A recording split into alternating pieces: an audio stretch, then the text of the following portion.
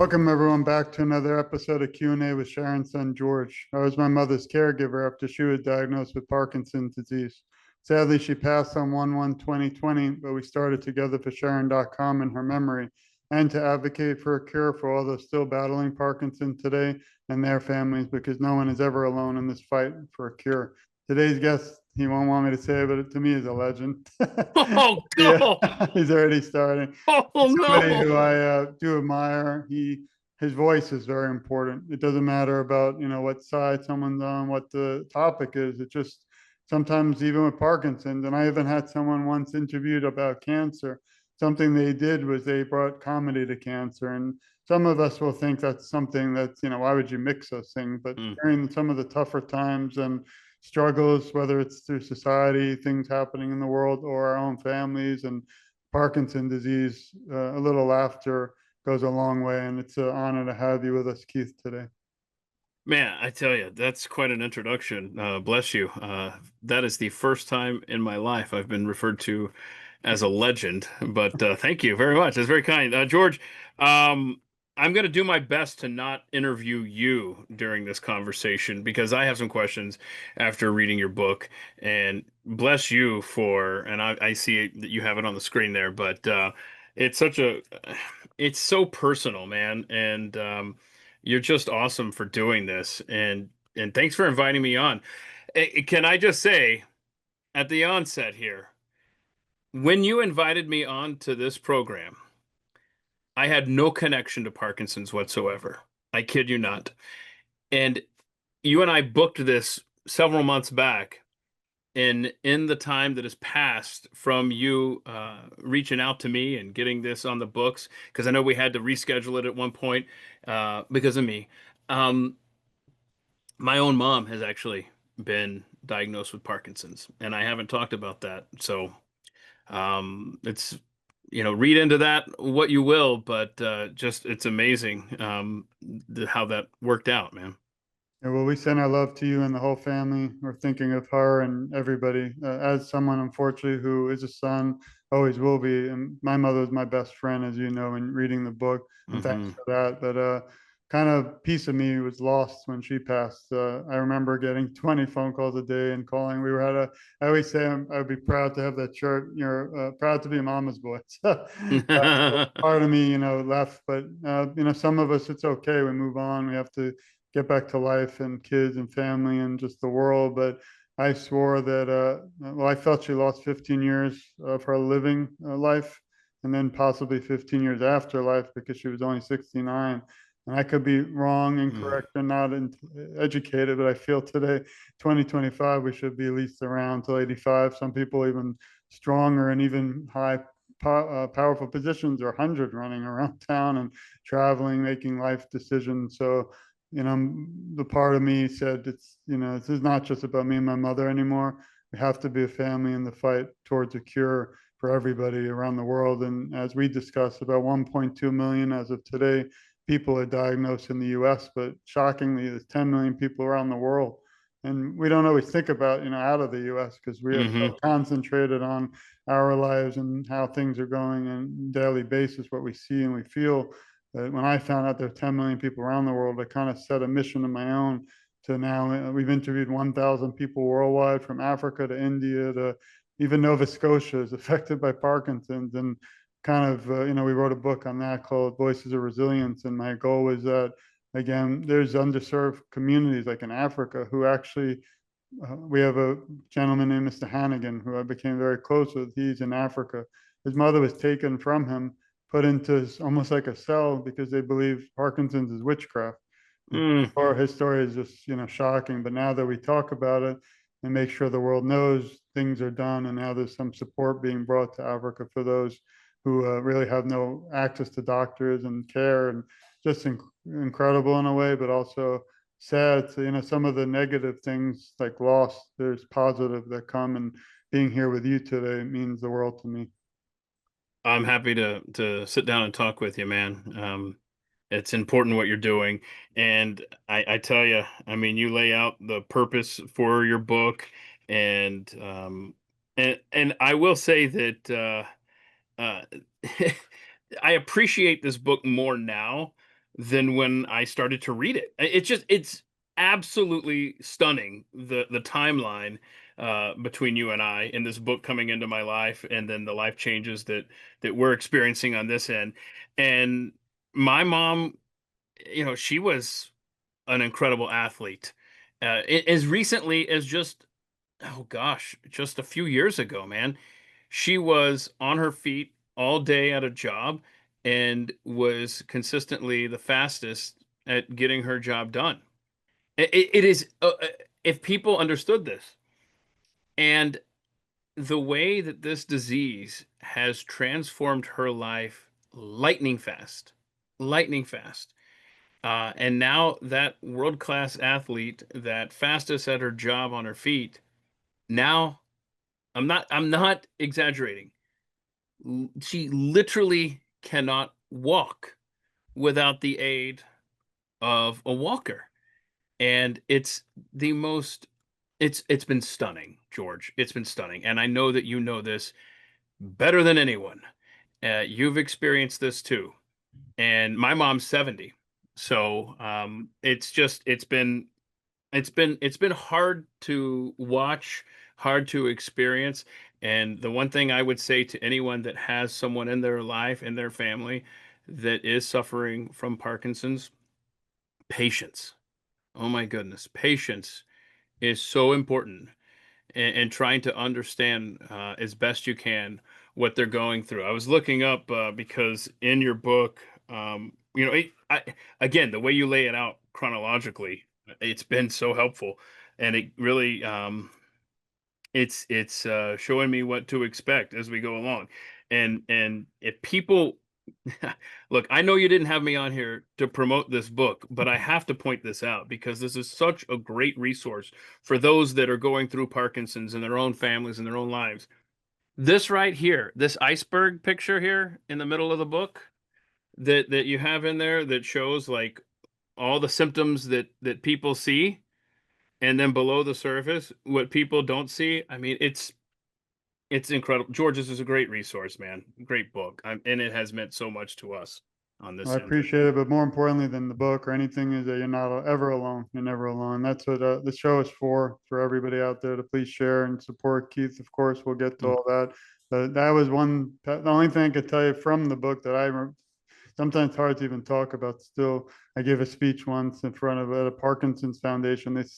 They said, "You want to speak? You got a few minutes?" I said, "Sure." I went up, and while I was speaking, talking about my mother, I'm like, "Oh, here we go." I'm like falling apart.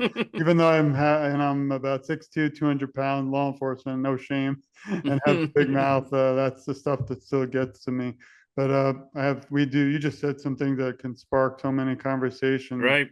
Before we get that, or can you tell the audience a little bit about yourself? And, again, before I knew all that information, the sad news and about your mom, I, again, consider you very, I don't know if the word's important, but somebody that inspires me because you do make me smile some days on the Mm. hard days that you don't even know about, probably. I might have mentioned it, but I do think, through laughter, we can get through some tough time, but the media is such an important topic. Not if the good news, the bad news, the fake, none of that. I'm just thinking about the lack of awareness for Parkinson's disease. On your show, you actually touched on it a few times, which I was kind of smiling part of you again, almost like someone's looking down because Mm. I just think if we reach one person even today on this show, we've changed the world for them for the better forever. So maybe we could rewind a little and just get a little bit, get to know you a little bit too. Sure, absolutely. I'm sorry I went headlong right into I my love mom's it. situation there, but Oh, yeah, totally. I work at the Blaze for Pat Gray Unleashed. It's a show that comes on there. I'm the executive producer for that, and that involves getting up very early for the morning show every day, and we talk about what's going on in the world. But I also have my own hobby shows here. I do a couple of podcasts.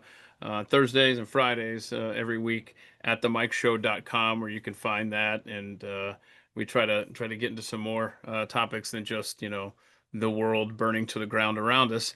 But yeah, I've been in broadcasting radio since, gosh, I went to school in the 90s, man. So I've been in the business for a while because I'm old now. That's why. You're funny. And I do want to make a disclaimer that this show welcomes everybody. We don't care about, gender, race, any of that. And we don't care about politics because we need everybody as a family in this fight. So one thing I think left in the world where you can still all kind of agree that there's who doesn't want a cure for Parkinson's disease, although we won't get into it too much, but last December, they finally passed the first ever in US history bill called the National Plan to End Parkinson's. And the Senate, it was unanimous. It was beautiful. Imagine, and everyone agreed. Right. But I have to tell you, through the House, the representatives, I think there were 6 or 9 Republicans who didn't vote for the bill, which I was kind of like thinking selfishly, maybe I should write these people Ah, and they need to be shake them. So like, what are you doing?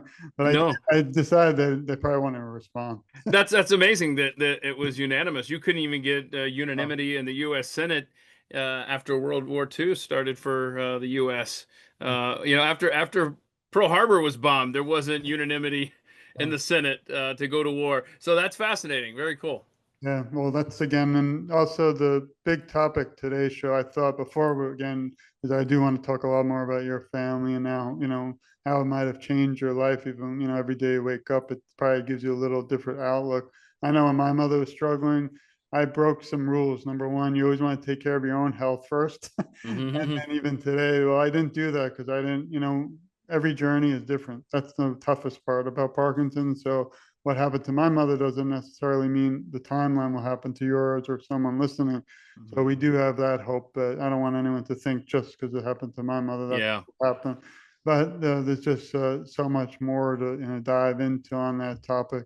But as we start, I know you might not have the experience. You do have the media experience, but how do you think we could bring more attention to this topic? Again, I don't want to get too political. Obviously, last Hmm. December, President Biden, we don't think so. We don't know what happened with the whole thing with the Parkinson, but just having the nation have almost to their tongue, the tips of their fingers and the mouth of the tongue of their mouth talking about the word Parkinson meant a lot. Not hopefully that anyone has it, but that now people are becoming aware because of something, tragic in a way. Yeah, and I will say that as far as bringing awareness to it, and you always want to make sure that that is at the forefront because uh, there is so much that can be done here. I tell you what, George, let me stop there, man. Can we edit this because my dogs are barking? I don't want. Okay, the blip. I want to explain the blip in the production here. George, let me do this here. I apologize that my dogs were barking incessantly, and so I asked George, you know what? I don't want to ruin your show, man. Let's get these dogs to shut up. They want to make sure that I know that there's a delivery or somebody at the door. So anyway, that's what the blip was all about there. But as far as awareness, there are some exciting. Rumblings that maybe I wasn't paying attention to until it touched me personally and touched my life when it affected my mom. But I'm now paying attention, and shame on me, I guess, for not really. I mean, we only have so much bandwidth, that we can focus on, but it's definitely opened my eyes to some possibilities. I don't want to, get too excited for her, but we'll see what happens. And I think us talking about it, and I think this show is doing an enormous service to get people to pay attention to something that maybe that they otherwise wouldn't. I mean, what other show is going to have uh, a politician or a former NFL quarterback and a radio guy all showing up as guests? I mean, that's this show, and that's amazing. You're covering a lot of ground there, man. I appreciate it. Sometimes it gets tough though, and obviously the media has their kind of little agenda. I won't talk bad about them, but we've sent 15 letters to just Florida and also major national media, even including, I mean, everyone, all sides, everybody, and we didn't even receive a response, which was kind Ugh. of heartbreaking. I did it Yeah, though. We do it every year because April is Parkinson's Awareness Month. So we just wanted my mother's journey. Like I don't accept, money. We don't accept anything. yeah. We want to make sure people know they're not alone. That's what I was going to say earlier. Kind of got off track because there's so much to talk about. But when I was the number one thing I broke was, again, taking care of my health. And then even today as an advocate, because when I saw what going to my mother, what she had to go through, I don't want other people to have to. And I felt so alone. Like I wish we had the show back then. We didn't have somebody on your show. He joked everybody's got a podcast, and I always laugh because we wouldn't have had the possibility with this technology. And there are podcasts that probably shouldn't be out there, and there are some that I feel need more awareness, like this one, because again, we don't accept anything, but no one's alone in this fight. But back to something you mentioned earlier about, the stages of Parkinson's, the medical field's still not sure. We believe there could be five. It sounds like your mom could be on three or four. I know my mother was able to live independently for 7 years with Parkinson's. For a while, Mm. like you, I didn't even know what Parkinson's was. I heard the word. I didn't even know it was a disease because she kind of hid it from us. Then she went for a special trial, and unfortunately, we don't even understand what happened. But the night she came home was the night that changed all of our lives forever. I got a call from my father in New York to rush over to our home in Florida. I get there and I'm a cop, but I've never been trained for something like this. And at 2 a.m., she was moving her furniture out of her house. When I got there, everything was secure and safe. I said, "What's happening?" And she said, she thinks there's Nazis in her home and they're going to harm her. So I went in, obviously, knowing that's not going to happen today. Who knows? But back then, Mm. 2020, that was 2200, 2000, sorry. And then, so I said, what's wrong? We rushed her to the hospital, and she had either it was the changes in the medication too drastically or something. Hmm. But we saved her life that day, the hospital said. But in a way, that journey began of caregiving. I felt like she kind of struggled every day worse and worse. And it was almost like a hammer when you're in nail and you just get hit. Every time I wanted to help her with one aspect, something else went bad. And Well, yeah, and that's where another guest of yours comes in. I got this book, Badass Advocate, from Aaron Gallion, right? Yeah, I mean, think about this, man. You talked about how we're not alone, and you're absolutely right. And you found this void as far as a need for a podcast that's getting this message out. I would have never known about this book. Um, Never mind your book as a resource, but books like the Badass Advocate book, which can apply to any yeah, illness that a loved one is suffering through. And so you're getting the word out to so many people, man, uh, and opening our eyes to resources and news and information that we otherwise wouldn't be aware of. So bless you, man. I mean, you have taken, that's the thing. You have taken something so horrible as the passing of your mom and turned it into this crusade. And it's just great to see, man. It really is. no, I really appreciate it. I do have a lot more to discuss if you have the time, but I do want to. Yeah. I hope everybody will go support you too. I do an X. They change the name every week, but this is just Keith. You can find me Keith Malinak. I'll share this too in the Okay. notes. But I love the dog. Maybe you could tell everyone what they'll find here, the good stuff. Oh goodness. Yeah, so there I am. I think okay, so there's okay, on the big picture there, that was Tanner, the old dog in the back, and there's Matilda always stealing socks. She's up front there, always getting in my face for attention. My profile picture is because I never do sleep, but I'm always trying. So that's that. And then pinned to the top there, the very first thing right there, that top thing. That is where you can find an archive of all these shows I was talking about. The Thursday deep dives where we get in on a topic and spend a couple of hours with a guest.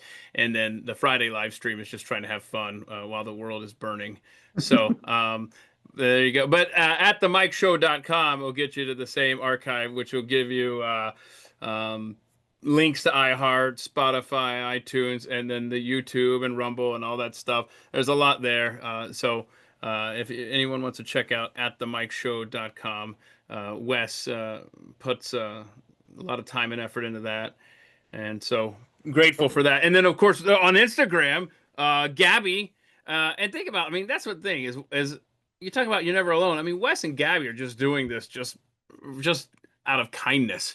She runs the Instagram, someone I've never met before, and it's at the Mike Show over on Instagram. So anyway, just try to have some fun there. Yeah, that right there, that page there, I used to do that right there is the old version of the show where I would just sit there and interview people about their life story. So that is the that was at the mic 1.0. At the mic 2.0 now is the Thursday and Friday stuff, if that makes any sense whatsoever. It's a little confusing because I'm a little confusing. No, you're not. I know you don't just cover, politics. You also love sports, which I'm a big basketball fan, which I don't think they touch you big with the college football, which I can't say. So I don't understand. I went to a school in Florida, but not the UF. So I guess that we didn't even have football till Uh, now.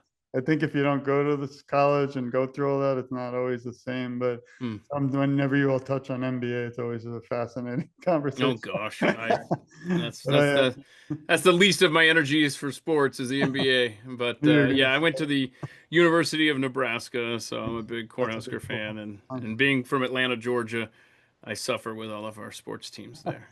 We're actually, I don't know how Florida's become the Panthers now, and things are happening. We went to a game last season, but like you, I don't sleep or work too much, so Yeah. just watch. I live through a lot of your show. No, it's been fascinating to see all the sports teams just in my lifetime that have popped up in the state of Florida. When I was a kid growing up in Atlanta, and the Flames had already moved to Calgary, and it was before the Atlanta Thrashers became a team, and then now they're in Winnipeg.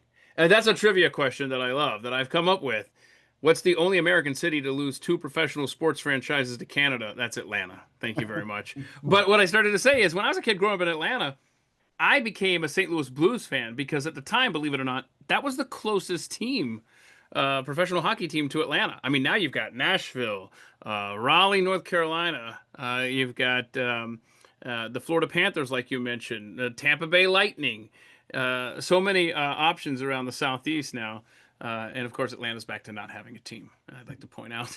So anyway, there you go. It's I do like to watch sports, but man, it's tough. Like I said earlier, there's only so much bandwidth in your mind and in your day to follow all the stuff that's going on in the world and all the sports that you care about. That's why I don't watch any movies.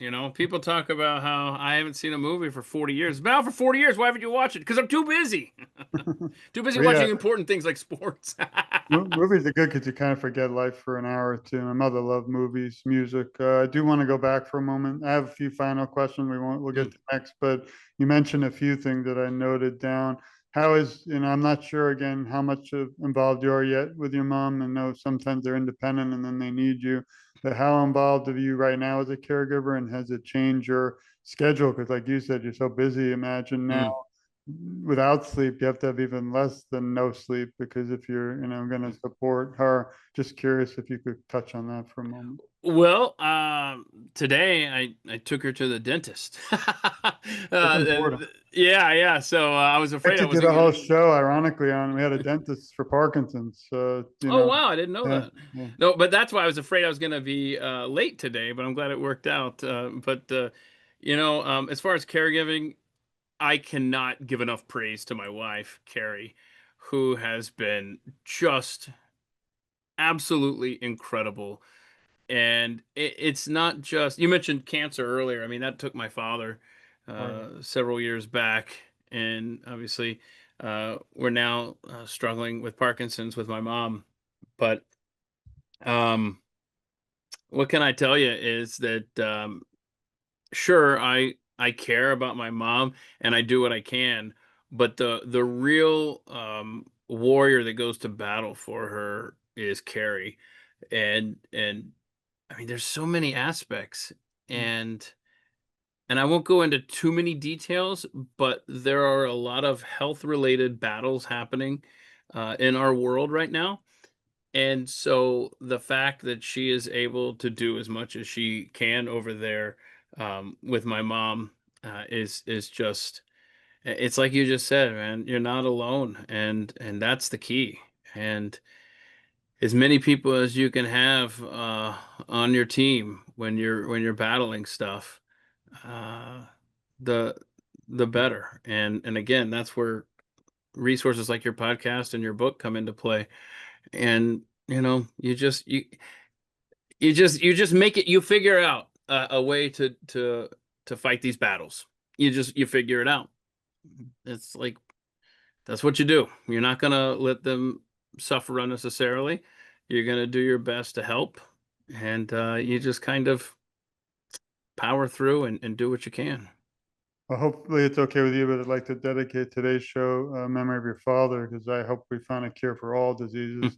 We just happen to be, affected by Parkinson, but I've interviewed people with dementia, Alzheimer's, cancer, ALS. It just doesn't stop, and just wish Doesn't. someday soon we'll find some answer for some of these. But until that day, we have to keep fighting. And Yeah. you mentioned a few things that were so important. Your mother was an athlete. I mean, that's we just literally wrote a book and released it with 20 writers just a week ago on sports and exercise and how it slows the progression of Parkinson's. It's the only fact-based and research shown that can help support people with Parkinson's. It's always fascinating how someone, they're saying sports can slow it, but then you have, Muhammad Ali, Bernie Kosar, your mom, who Mhm. were athletes. My mother also walked a lot, wasn't an athlete more than walking, but in only a few years, she went, like you were saying, from walking a few miles to the cane for 2 years, then to the walker, and then wheelchair, and then bed bound the last few days. So, we say exercise, but why are the athletes, getting it? It's no answer. It's just very fascinating.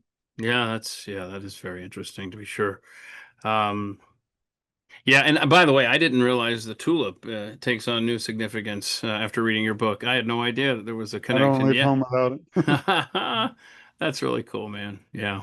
And you also mentioned nothing like it, which is kind of why I wrote a few books. Most people write one book a lifetime, one a year. We put six out. I'm probably cutting back or stopping. We put like 30, 40,000 into it. Didn't really do it for money. Didn't make much because we donated it all to foundations like the Michael J. Fox Foundation. But Mm, getting it out there has been impossible. It's just hard because even though I reached maybe 10,000 people, there's still a million more battling it. Then you multiply that by millions of families affected by it. Then you take neighbors, friends affected. I mean, this is becoming 20 million.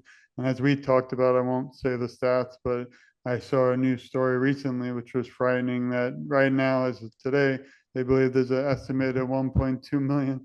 My wife's here with this news breaking. We don't have sound effects like your show. I tried it, but this just in. But as of just a few days ago, they stated online, if I can get this up, researchers project Parkinson's causes or cases, sorry, will exceed 25%, almost more, so exceed 25 million by 2050.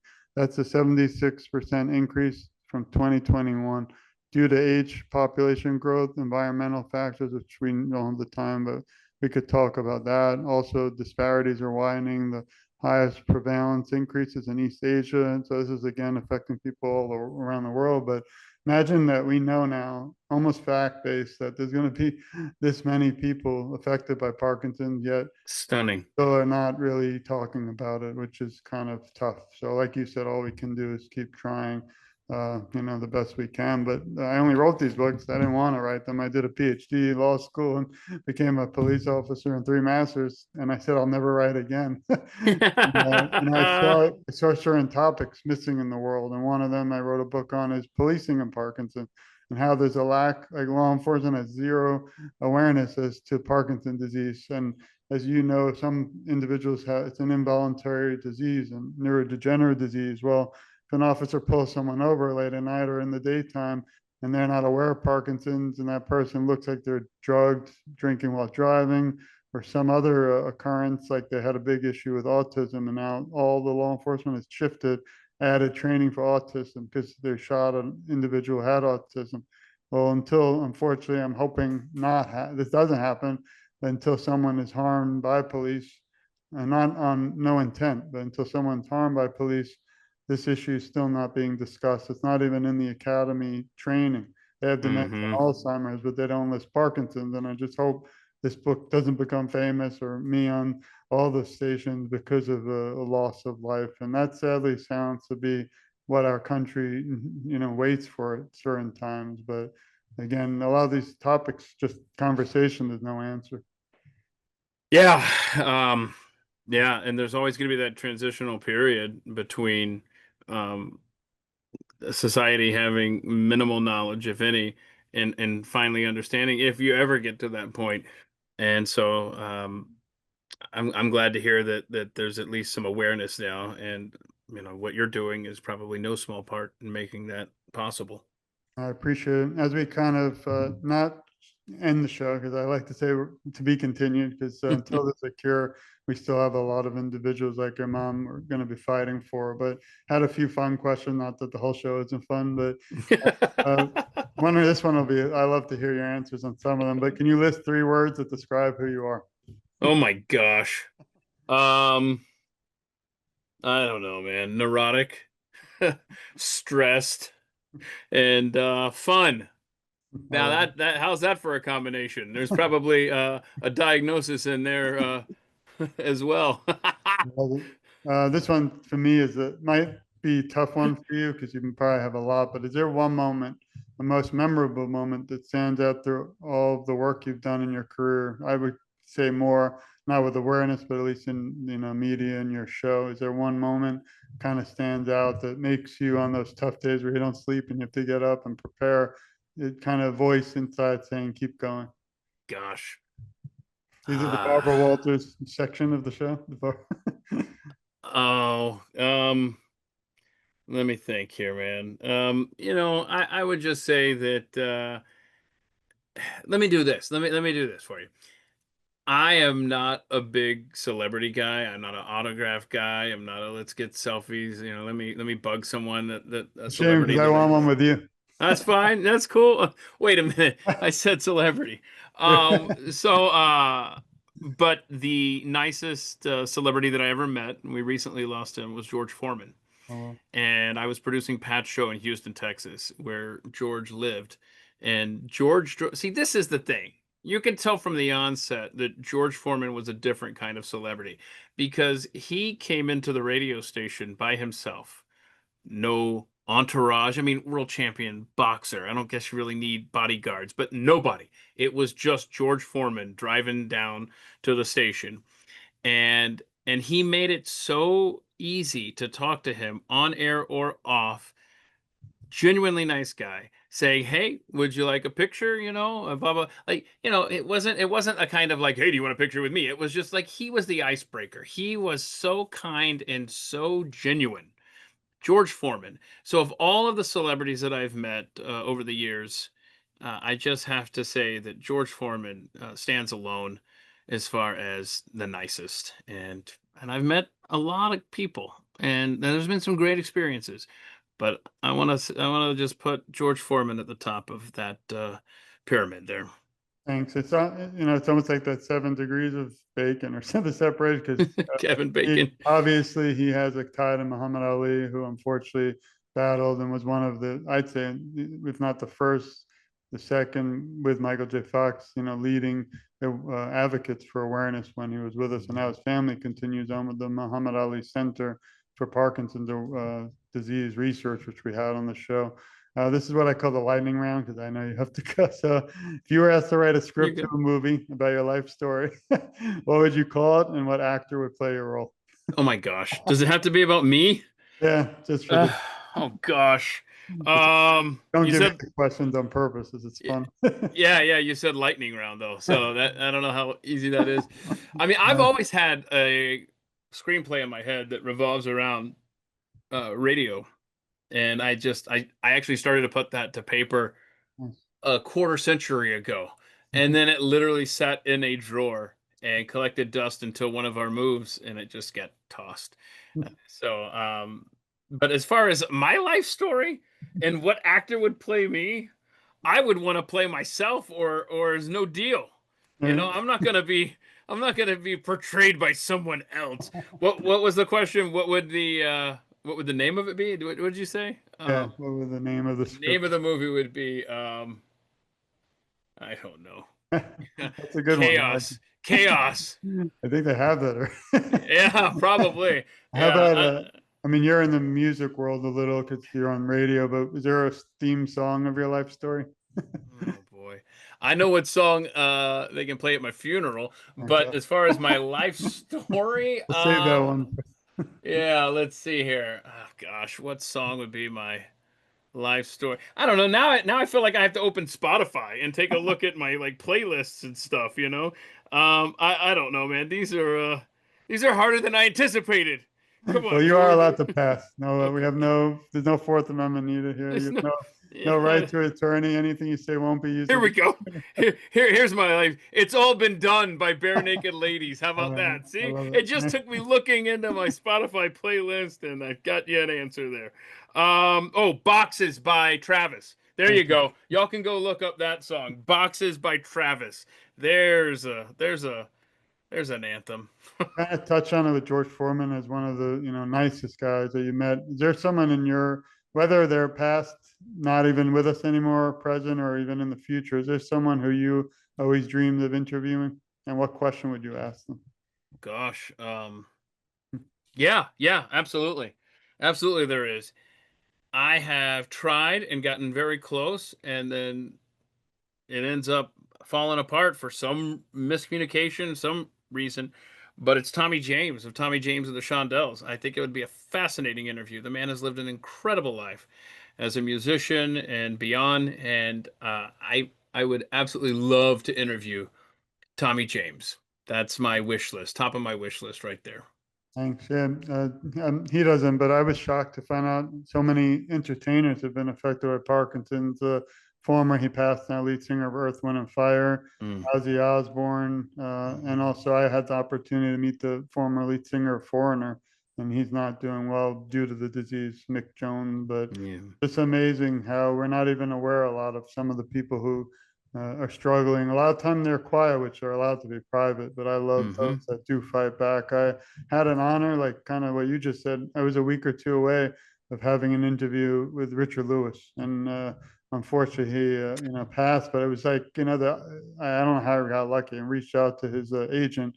We were talking. He said he's busy right now, but then we found out that he wasn't busy. He was just very sick due to Parkinson's. So we never got that opportunity. But I feel like my mother and all those we've lost, and myself, I don't have Parkinson's. I'm no longer a caregiver of someone living with it, but we keep their memory alive, as long as we continue to talk about this. As we wrap up today, unfortunately, I don't really want to let you go. This has been a real pleasure and so much fun, but this one might be Okay. tough and don't feel obligated to answer it. Maybe you can answer it as someone, as a fellow now son, someone battling Parkinson's. But if you could leave the Parkinson's community today with some words of encouragement, what would they be? Oh my goodness. I would say that, like I started off, patience, is it's so difficult for us to witness this happening to our loved ones who could conquer everything when we were younger, as far as it goes for my mom. And so to see her struggle mightily, and I mean, it is night and day compared to just a few years ago. It has been just stunning to see.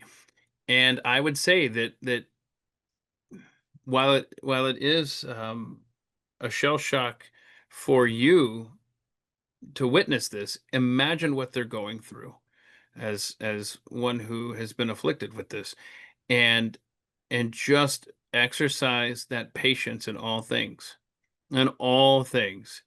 And that is, I am a very impatient person, and I I have learned through this experience to see it from her perspective, and it's difficult. But again, as much as you're struggling to witness this, they're living it, and so your understanding and your patience, and making sure that they have the best caregivers too. I'll give a shout out to Badass Advocate too. That's the thing, is that every journey, while similar, is going to be different, and you have the ability to be that voice, and be that shoulder for those in your life that are suffering from this terrible disease, Parkinson's. And so I would just, as far as a word of encouragement, again, for yourselves, patience.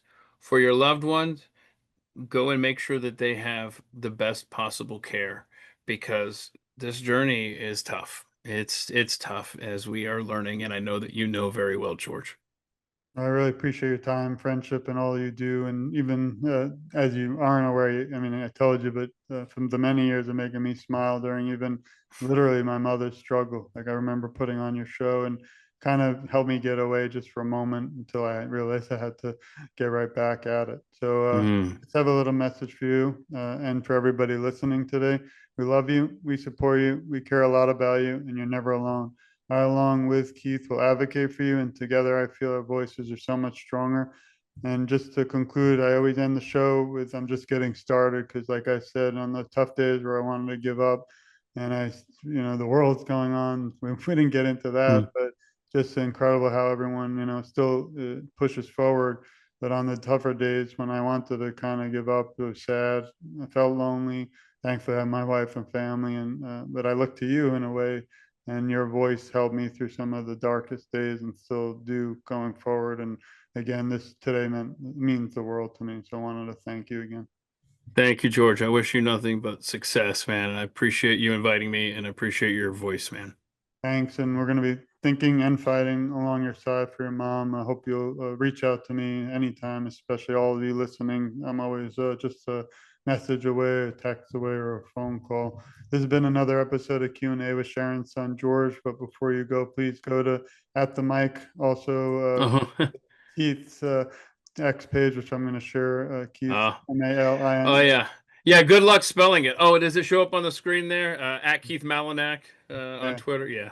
yeah, but we'll Thank you. definitely keep supporting all you do. And Thank again, you. this is, I think, again, to be continued because until there's a cure at everybody's doorsteps around the world, we still have work to be done. Thanks, everyone. Thanks, Keith, and we'll see you very soon for another show. Amazing guests, but again, I kind of want to stop the show, but as we see every day, someone else is unfortunately a part of this family. And until there is no more Parkinson's, I'm going to keep fighting right by your side. Thanks, Keith. Thank you, George. Thank you.